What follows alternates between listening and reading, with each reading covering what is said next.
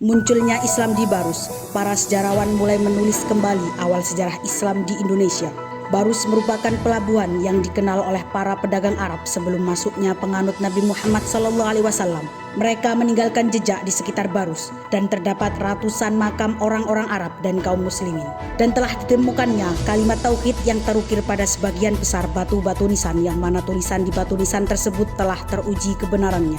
Ratusan makam yang terletak di Barus telah membuktikan bahwa Islam tiba di Bandar Barus pada abad pertama Hijriah, sebelum Islam menyebar secara bertahap, yang kemudian meluas selama berabad-abad lamanya, dan kemudian Islam telah didirikan oleh para muslim di Pulau Nusantara, atau seperti yang kita kenal saat ini dengan Indonesia. Para sejarawan membuat persepsi tentang sejarah Islam di Barus menjadi lebih jelas dalam beberapa tahun terakhir, yang mana Bandar Barus menyembunyikan banyak rahasia dan interpretasi. Tajuddin Batubara, seorang sejarawan kota ini, berbicara tentang sumber-sumber sejarah serta peninggalan tentang kedatangan awal Islam ke Barus yang akan menunjukkan kita dalam perjalanan ke sebuah dataran tinggi yang dikenal sebagai lingkungan Arab, di mana hanya beberapa batu nisan yang tersisa di sana.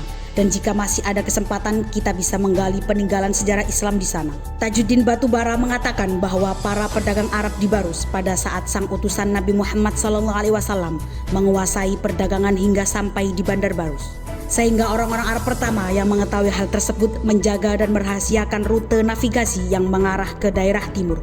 Dan dalam konteks ini mereka percaya bahwa penyebaran Islam pertama kali dibawa oleh orang-orang Arab ke wilayah ini sebelum Islam menyebar ke timur. Peninggalan kesultanan masih ada di sekitar Barus. Ada sesuatu yang tidak diperhatikan oleh para orientalis mengenai sejarah di Barus, yakni sebelum Islam datang sudah ada kontrak dagang antara Barus dan Timur Tengah. Kemudian ajaran Islam muncul di mana orang-orang menganut kepercayaan yang berbeda-beda. Adapun anak-anak dari generasi baru, mereka tidak tahu banyak tentang sejarah negara mereka dan bagaimana kisah Islam di Indonesia.